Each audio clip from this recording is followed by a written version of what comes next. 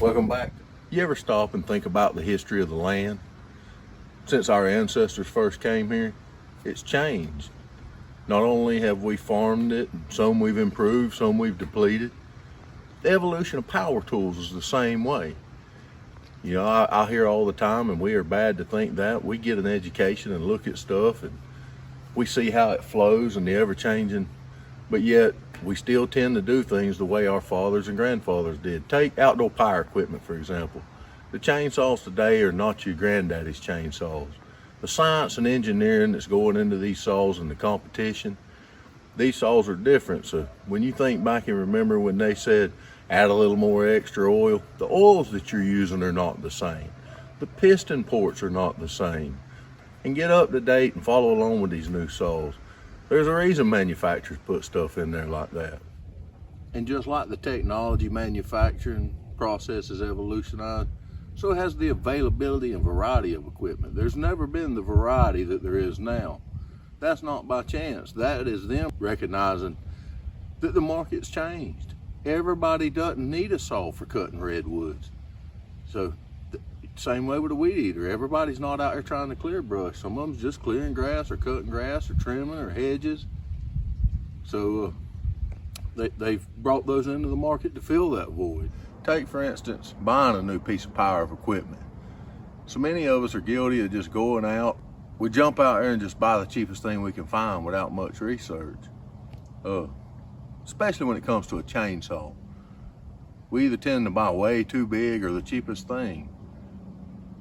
It would benefit you before you jump out there and buy a power tool to do a little research. Talk to some dealers, talk to some people who use them. In the area of chainsaws especially. Think about what your primary use is going to be the majority of the time. You don't want to buy a big chainsaw to cut one big tree when 90% of the other trees that you're going to be cutting are going to be smaller trees that it's going to wear you out and oversize for. Same vice versa. You don't want to go buy a small chainsaw to cut a little small tree when anything you may have to do in the future that's on your property is way bigger than what it's capable of. So do a little more thought and put a little more time into figuring out what's the primary use, whether it's a trimmer, whether it's an edger, a blower. What's your primary use going to be with that? You'll be much happier. You'll have an investment there that you can take pride and take care of, and buy name brand. I guess what I'm saying is, it's our job to take those traditions, adapt them to what we have, and to pass on to our children. Same with small equipment, it doesn't matter. It's kind of a paraphrase, but even in life. So when you buy a new piece of equipment, read the manual. Do what the manual says and adapt to that, and keep that in mind.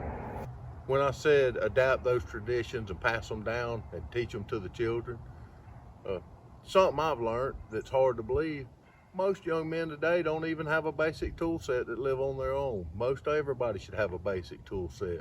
It's our job to teach that and pass that down and mold them into that. So keep that in mind next time when you're thinking about how they done it before or how your grandfather or your father done it. Just remember that we are in different times with different equipment that's manufactured different ways to different standards.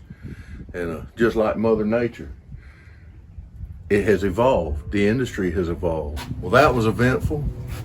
I hope y'all got something out of that. If there's anything in there you didn't understand, just shoot me a comment or put a message down there in the comment, and I'll try to answer that question, even if it takes another video. So I appreciate y'all joining me. I'll see you back over at the shop next time.